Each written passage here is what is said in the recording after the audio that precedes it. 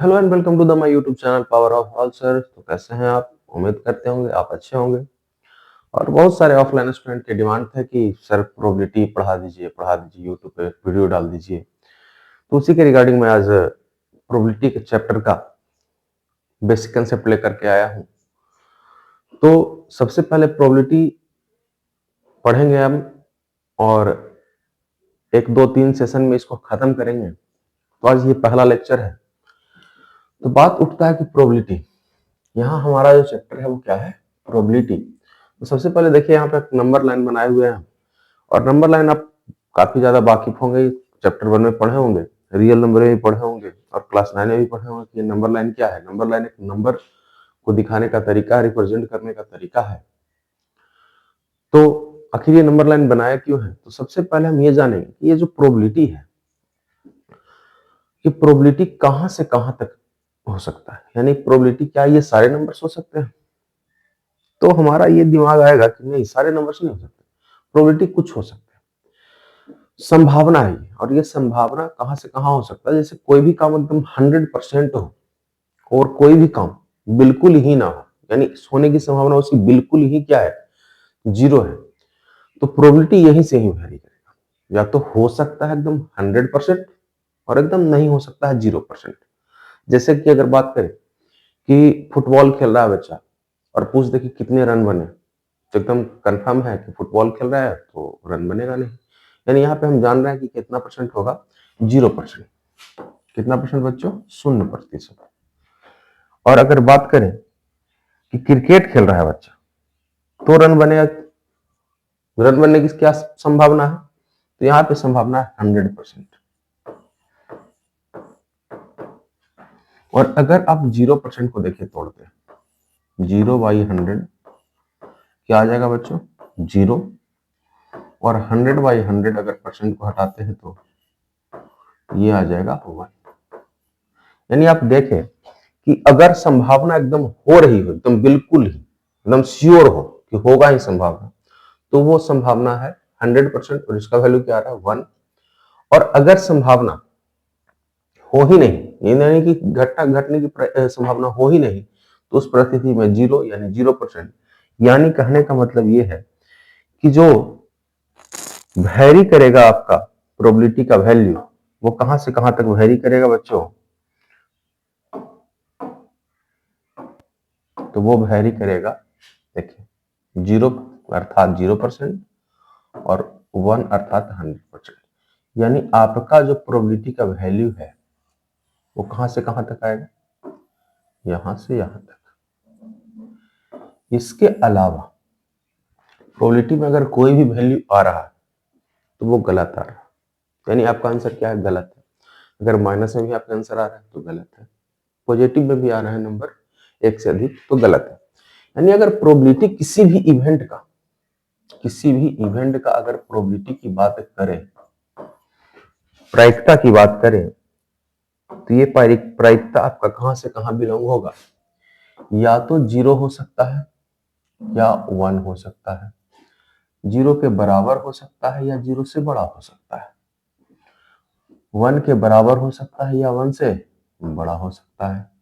तो प्रोबेबिलिटी का जो वैल्यू हमेशा होगा बच्चों, वो हमेशा यहीं से यहीं तक वेरी करेगा।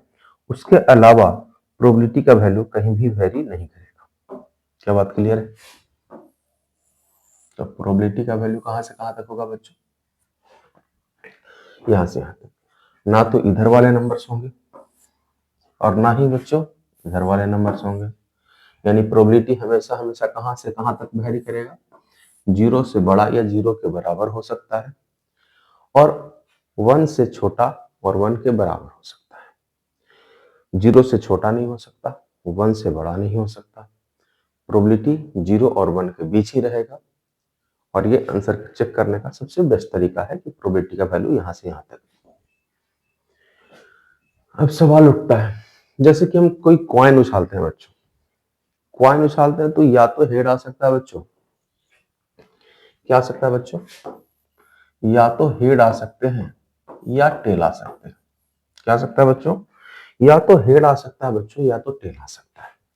तो इसी को हम बोलते हैं टोटल आउटकम्स। क्या बोलते हैं बच्चों?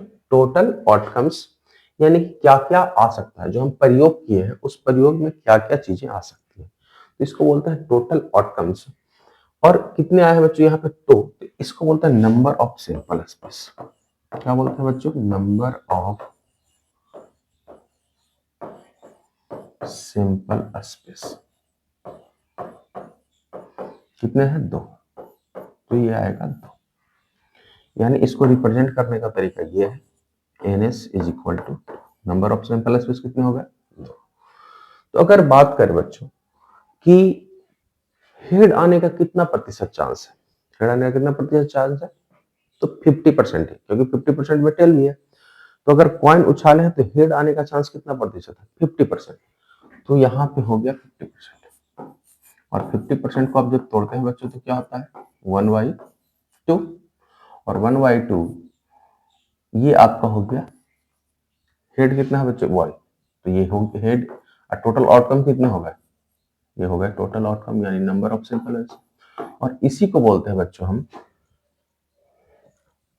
इसी को बोलते हैं बच्चों हम नंबर ऑफ इवेंट। क्या बोलते हैं, यानी कि हेड घटने की घटना, हेड आने का घटना जो घट सकता है कितना बार, तो 1 टाइम ही तो घट सकता है। तो ये आपका नंबर ऑफ इवेंट होता है। बात समझ में आए।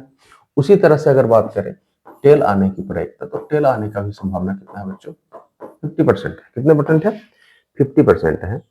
तो अगर बात करें कि 50% है, तो 50% को अगर आप फिर से तोड़ते हैं, 1/2 ही टूटेगा। यानी यहाँ भी आपका नंबर ऑफ इवेंट, यानी टेल आने का कितना बार चांस है, एक ही बार आ सकता है। ऐसे उछाले तो टेल तो एक ही है। और टोटल इवेंट कितने हैं, 2।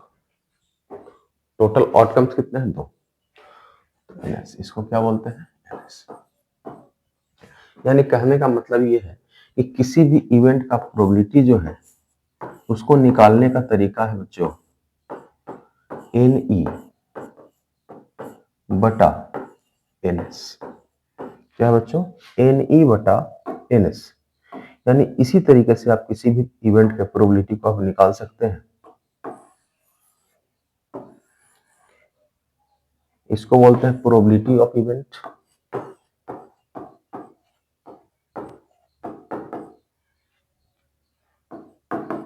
प्रोबेबिलिटी ऑफ इवेंट, इसे बोल देंगे बच्चों number of event, number of event. और इसे बोल देंगे नंबर ऑफ सैंपल स्पेस।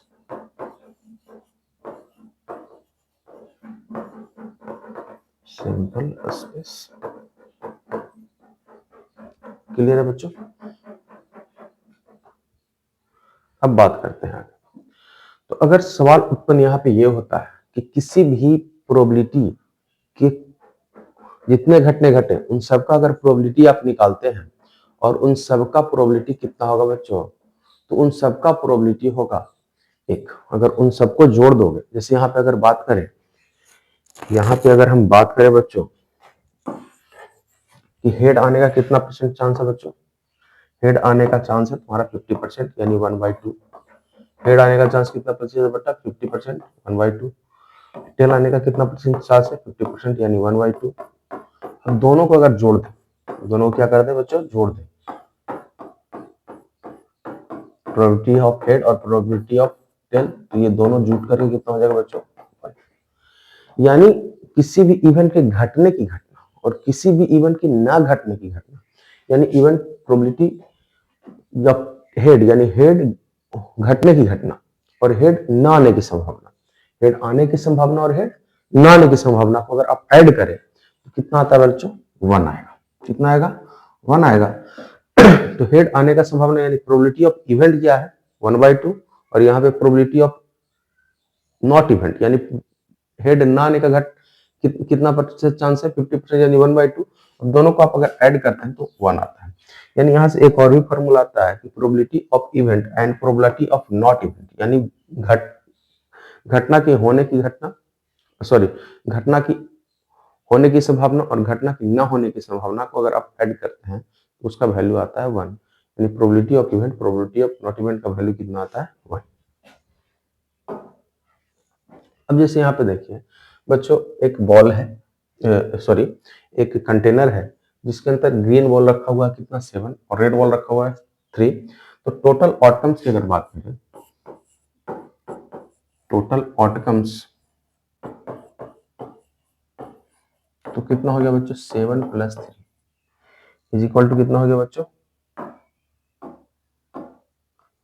7 + 3 कितना हो गया बच्चों 10, यानी नंबर ऑफ इवेंट कितना हो गया बच्चों, sorry number of sample space कितना हो गया 10।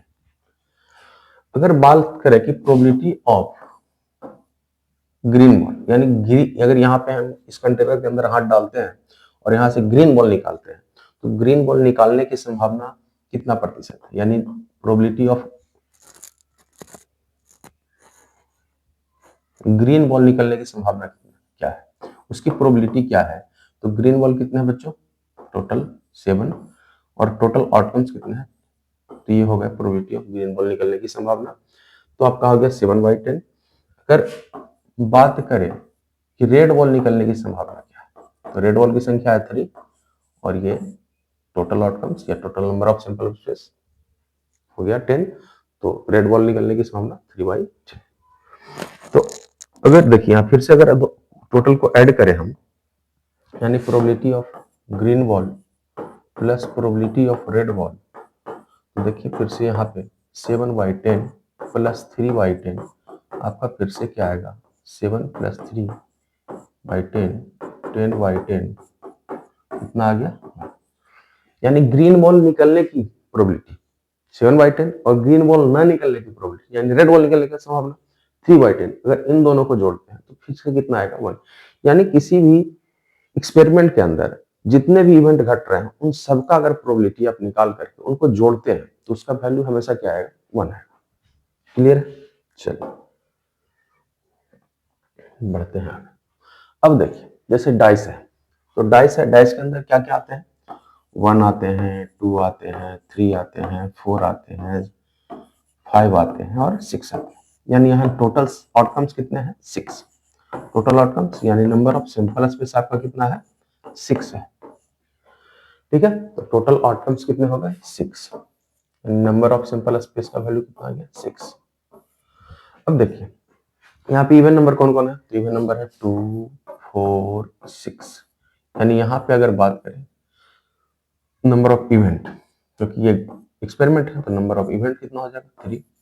और अगर ऑड नंबर की बात करें तो 1 3 5, यहाँ भी कितना हो जाएगा नंबर ऑफ इवेंट आपका 3।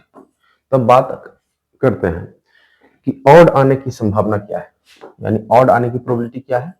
ऑड आने की प्रोबेबिलिटी अगर बात करें तो टोटल 3 आएंगे, ये 1 3 5 में यही आ सकता है और टोटल आउटकम्स या total number of sample space 6 है, यानी इसको अगर काटेंगे यानी ऑड आने की प्रायिकता क्या होगी 1/2 यानी 50%। इसी तरह से अगर इवन आने की बात करें तो इवन आने की प्रोबेबिलिटी भी क्या हो जाएगी बच्चों टोटल 1 2 3 और टोटल आउटकम्स 6, तो यहाँ से भी क्या आ जाएगा बच्चों 1/2। यहाँ से भी दोनों को ऐड करेंगे तो फिर से क्या आ जाएगा 1 आ जाएगा। पढ़ते हैं आगे। अब देखिए प्लेइंग कार्ड्स के बारे में आप जानते होंगे और नहीं जानते हो तो आज है आप अपने घर में प्लेइंग कार्ड देख लेंगे, अगल बगल में आपके लोग खेलते ही होंगे तो आप देख लेंगे। टोटल प्लेइंग कार्ड्स की अगर बात करें तो होता है 52 और उसमें रेड की संख्या होती है 26 और ब्लैक की संख्या कितनी होती है बच्चों 26, यानी टोटल कितने होते हैं 26 और 26 52 होते हैं, जिसमें रेड कार्ड की संख्या होती है 26, ब्लैक कार्ड की संख्या होती है 26। अब देखिए रेड में भी दो टाइप्स के होते हैं, एक होता है डायमंड जिसको ईंट बोलते हैं और डायमंड का शेप कुछ इस तरह से दिखेगा और इन कार्डों की संख्या होती है 30। कितनी होती है बच्चों 30। और रेड में ही एक होता है हर्ट जिसको बोलते हैं पान और उसका कुछ शेप इस तरह से होता है और इसकी संख्या भी होती है 30। फिर ब्लैक कार्ड में भी दो होते हैं, एक स्पेड जिसको हुकुम बोलते हैं और ये कुछ इस तरह का शेप है उसका और इसकी भी संख्या कितने हैं आपका 30। और क्लब यानी चिड़ी या चिड़िया बोलते हैं और उसका शेप कुछ इस तरह से होता है और इसके भी कार्ड की संख्या कितनी होती है 30। तो टोटल आपका 13 13 13 13 कितने हो गए 50। 2 हो गया। क्लियर? चलिए अब देखिए, कार्ड में होता है कि इक्का, जिसको ए से बोलते हैं, जिसको ए से डिनोट किया रहता है। इसकी भी संख्या होती है 4। इसको 2 बोलते हैं या दुग्गी बोलते हैं, इसकी भी संख्या 4। तिग्गी इसको बोलते हैं, इसकी भी संख्या 4। चौका बोलते हैं इसे, 4, इसका भी संख्या 4। यानी सारे के संख्या कितने होते हैं बच्चों? 4 ही होते हैं। इसको 9 का भी 4 यानी नहला, इसको दहला यानी 10 का भी 4। इसको गुलाम बोलते हैं, क्या बोलते हैं? गुलाम या जैक, इसको क्या बोलते हैं? जैक। हम कल इस कार्ड को भी दिखाएंगे अच्छे से। तो जैक यानी कि यहाँ भी संख्या 4। इसको क्वीन बोलते हैं, रानी, इसकी भी संख्या 4। और इसको बादशाह यानी किंग बोलते हैं, इसकी भी संख्या होती है 4। तो टोटल अगर आप ऐड करेंगे तो फिर से कितने आ जाएंगे? 52। कितने आ जाएंगे बच्चों? 52 आ जाएंगे। तो आप एक बार कार्ड देख करके आइएगा। अगले क्लास में हम इस कार्ड को दिखाएंगे और आगे के कंसेप्ट को बताएंगे। तब तक आप हमारे चैनल पर अगर नए हैं तो चैनल को सब्सक्राइब कर लें, बेल आइकन का बटन जरूर दबाएं और अपने दोस्तों के साथ शेयर जरूर करें। मिलते हैं हम आपसे अगले वीडियो में। धन्यवाद।